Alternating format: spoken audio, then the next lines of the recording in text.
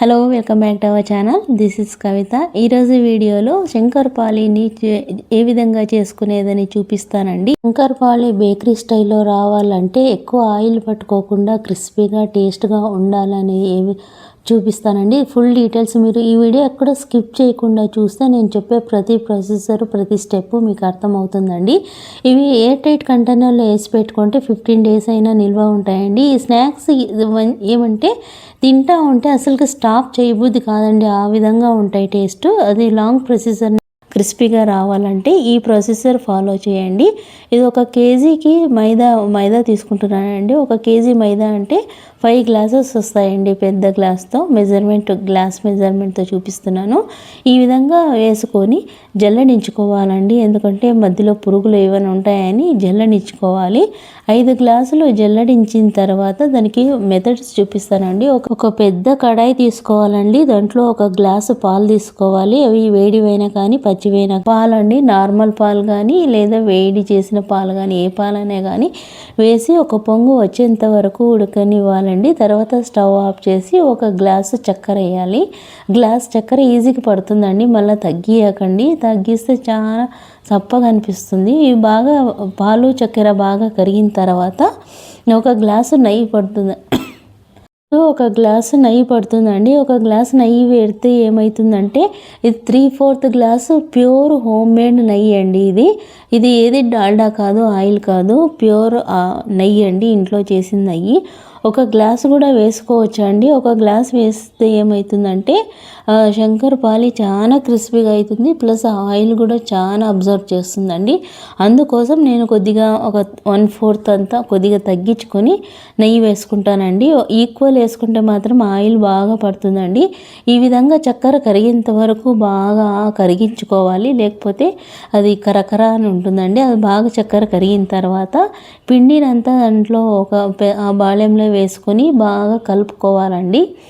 అంత ఈవెన్గా కలుపుకోవాలి. ఇది ఈజీగా కలిసిపోతుందండి. ఈ విధంగా స్పూన్తో ముందుగా వేడిగా ఉంటుంది కాబట్టి స్పూన్తో ముందుగా బాగా కలుపుకోవాలి.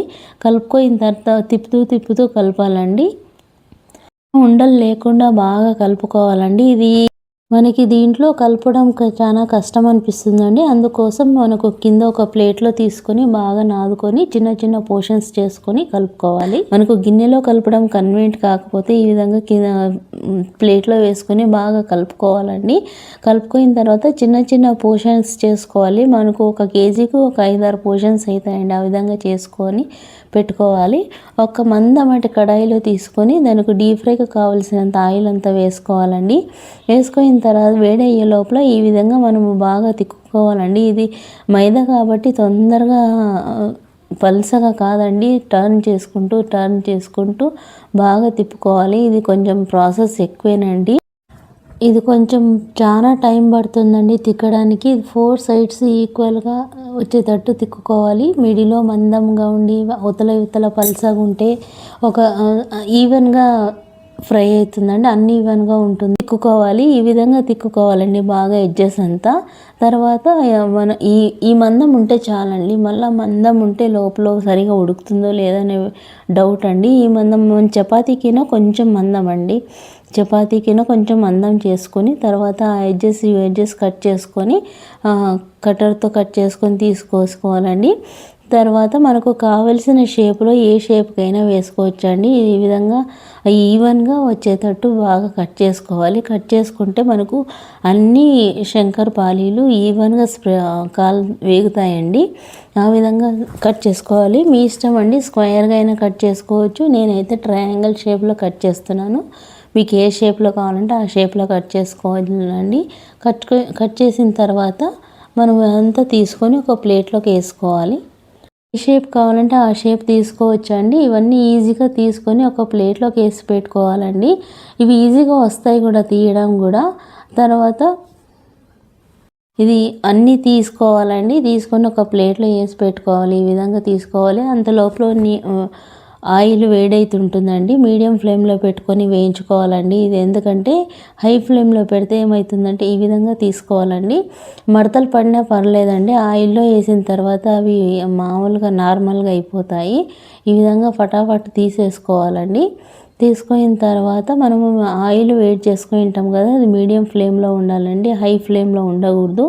హై ఫ్లేమ్లో ఉంటే ఏమవుతుందంటే పైన రెడ్గా అవుతాయండి చూడటానికి. తర్వాత ఈ విధంగా ఆయిల్ వేడైన తర్వాత అవన్నీ వేసుకోవాలండి. ఒక స్పూన్ తీసుకుని ఈ విధంగా మధ్యలో కనేస్తే అవి పోతాయండి. ఈ విధంగా టర్న్ చేసుకుంటూ కలుపుతూ ఉంటే అన్నీ అతుక్కున్నవి కూడా విచ్చుకొని ఈ విధంగా ఫ్రై అవుతాయండి. ఈ విధంగా మీడియం ఫ్లేమ్లోనే ఉండాలండి.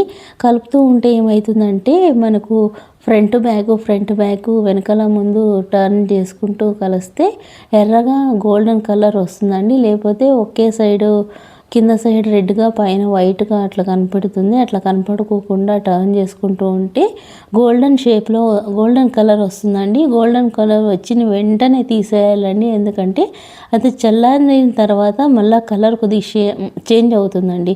ఫుల్ బ్రౌన్ అయ్యే వరకు ఏడిస్తే మనకు చల్లారిన తర్వాత మళ్ళీ బ్రౌన్ అయ్యి మాడిపోయిన స్మెల్ వస్తుందండి, మాడిపోయిన వాసన వస్తుందండి.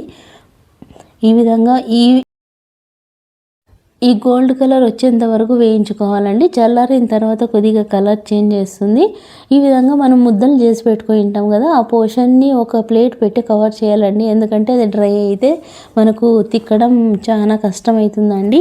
ఈ విధంగా పోర్షన్ చేసి పెట్టుకోవాలి. ఇవి చల్లారిన తర్వాత ఒక ఎయిర్ టైట్ బాక్స్లో వేసి పెట్టుకుంటే చాలా 15 రోజులైనా నిల్వ ఉంటాయండి. మంచి టీ స్నాక్స్. ఇంకొక మంచి వీడియోతో కలుద్దాం.